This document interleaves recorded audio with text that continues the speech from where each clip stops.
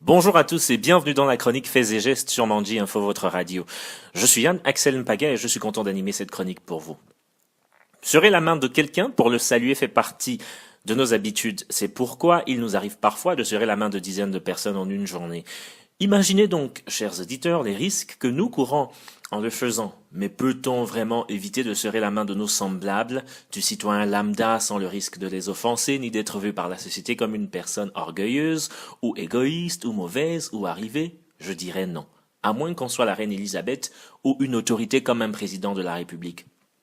Alors, si serait la main des gens qu'on rencontre chaque jour, qu'ils soient un voisin, un parent, un ami, un enseignant, un collègue ou même un médecin, risqué, dans la mesure où on peut facilement y ramasser des germes, c'est-à-dire des microbes divers, que faut-il faire pour éviter que ces éléments aient des conséquences négatives, mauvaises sur notre santé?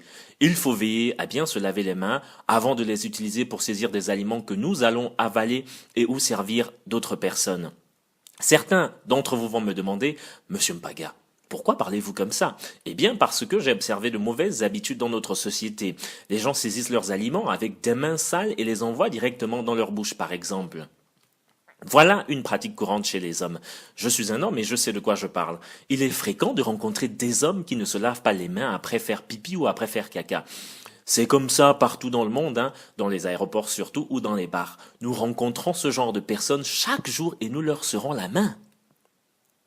Autre fait qui va peut-être vous surprendre, chers auditeurs, une histoire que j'ai vécue en personne. En effet, je me suis rendu à une veillée mortuaire une nuit à Port-Gentil. J'étais surpris quand je vis cet homme âgé d'une soixantaine d'années se rapprocher du cercueil et d'utiliser sa main nue pour débarrasser la dépouille des moustiques et d'autres insectes qui l'entouraient. Chers auditeurs, cet homme est allé ensuite serrer la main des personnes qui continuaient d'arriver à la veillée.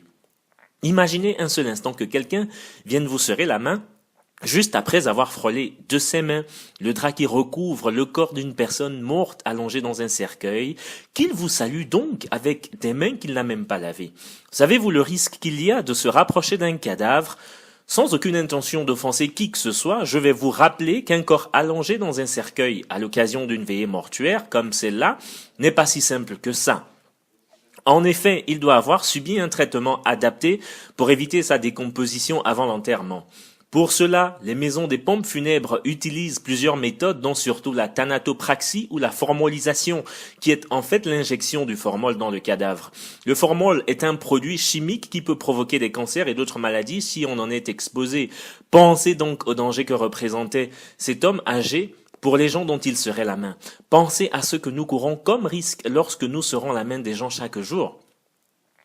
En gros, dans cet épisode de votre chronique Faits et gestes, j'ai voulu vous rappeler qu'il est important de se laver les mains avec de l'eau et du savon avant de saisir des aliments et de les avaler, surtout après qu'on a serré la main d'une ou de plusieurs personnes à la maison, au travail, au marché ou dans la rue.